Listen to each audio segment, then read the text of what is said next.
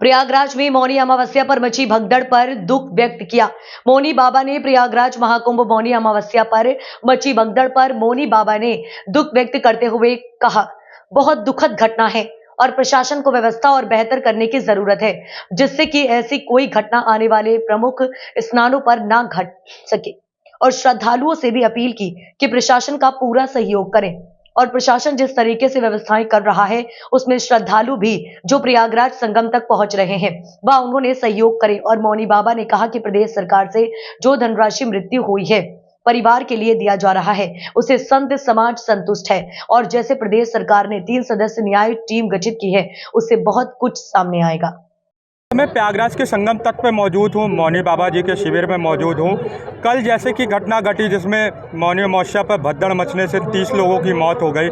हम से आए हुए हैं मौनी बाबा से कि संत समाज इस घटना को किस तरीके से देख रहा है और आगे किस तरीके से प्रशासन तैयारी करे, उस पर संत समाज किस तरीके से बोल रहा है।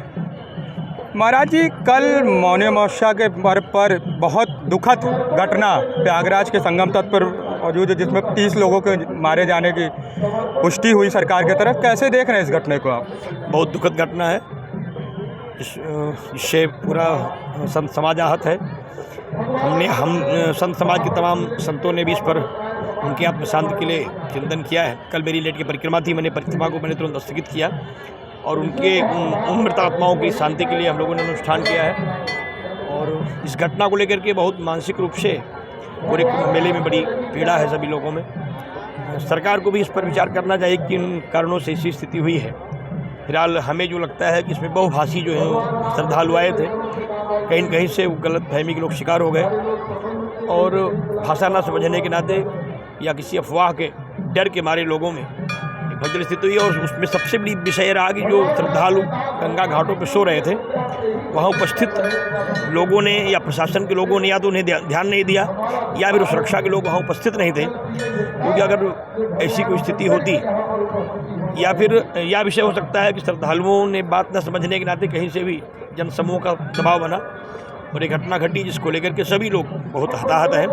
और भविष्य में ऐसी कोई घटना ना हो जिसके लिए भगवान से प्रार्थना है। जिम्मेदार आप समझ रहे हैं इसमें? देखिए उसमें जिम्मेदार किसी को समझने का विषय नहीं है। ये घटना ही जो हम लोगों के लिए पीड़ा का विषय है, ये दोबारा घटना ना हो, ये विषय होना चाहिए। किसी को दोष दे देने से उन परिवारों की क्षति की पूर्ति नहीं होगी जो चले गए हैं। इसलिए इसमें हम लोग मानते हैं कि हम सबकी नैतिक जिम्मेदारी बनती है कि मेले को सकुशल संपन्न कराने में सभी लोग आगे आएँ, श्रद्धालु यहाँ आएँ, स्नान करें, लेकिन किसी प्रकार के अफवाहों में, विवादों में या किसी प्रकार के ऊटपटांग के सूचनाओं पर लोग भयभीत ना हो। यहाँ व्यवस्था को सुचारू रूप से आने वाला जो स्नान, अमृत स्नान है, उसमें प्रशासन से क्या आगाज करेंगे संत समाज की तरफ? बस हम तो चाहेंगे कि प्रशासन इन विषयों पे और मजबूती से ध्यान दे और श्रद्धालुओं को नहाने वाली व्यवस्थाओं का एक रूट तय करें। और जब संख्या जब ज़्यादा आ रही है तो इन्हें घाटों की व्यवस्था बढ़ानी चाहिए, जिससे तमाम घाटों पे जहाँ कम जगह वहाँ घाट और बढ़ा देने चाहिए, क्योंकि व्यवस्था बना देनी चाहिए और श्रद्धालुओं को नहाने और निकालने की व्यवस्था पर और चिंतन होना चाहिए। प्रदेश सरकार ने माननीय योगी आदित्यनाथ जी ने सभी मृतक परिवार को 25-25 लाख रुपए देने को लिया और 3 सदस्यीय न्याय गठित कर दिया है। उसके में आप क्या संतुष्ट नज़र आ रहे हैं? ये बहुत स्थिति में है। मैं तो चाहूँगा उन्हें जो कुछ भी दिया गया है 25-25 लाख रुपया वो उस परिवार के लिए एक सहायता काम बनेगा। अगर उस परिवार में कुछ योग्य लोग हो तो उनकी और सहायता की जाए, क्योंकि किसी परिवार की रक्षा करने के लिए जो भी जितना अधिकतम सहयोग हो सके। टीम जांच गठित की गई है क्या? कोई और भी आकांक्षाएं नज़र आ रही है क्या इसमें? अब इससे हम लोग इससे एक तो मन में पीड़ा है कि कहीं कोई उपद्रवी लोगों ने बीच में आकर कोई उपद्रव तो नहीं फैलाया, मतलब ये माहौल ख़राब किसने किया, ये जांच का विषय है। क्योंकि चिंता है ना, कुछ लोगों उपद्रव करना, कुंभ को ख़राब करना चाह रहे थे कि कहीं ऐसा तो नहीं किसी ने कोई साजिश किया हो, साजिश के साथ उपद्रव करा दिया हो, इससे सरकार की छवि खराब हो, कुंभ की छवि खराब हो। इसलिए इसकी जांच होनी चाहिए और उसकी बारीकी जानने की कहीं ऐसा तो नहीं कुछ उपद्रवी लोग श्रद्धालुओं के बीच में आकर के ऐसा उपद्रव किए जिसके बाद ऐसे कर। ये हमारे साथ मौनी बाबा जी थे जो कि उन्होंने कल की घटना के बाद शोक व्यक्त किया और उन्होंने बताया कि बड़ी दुखद घटना थी।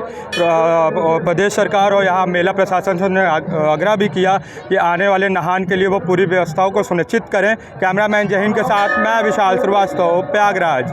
खबरों को जानने के लिए हमारा चैनल संगम एक्सप्रेस न्यूज को लाइक करें, शेयर करें, सब्सक्राइब करें। प्रयागराज के महाकुंभ से जुड़ी खबरों को देखने के लिए संगम एक्सप्रेस न्यूज को सब्सक्राइब करें, लाइक करें, फॉलो करें।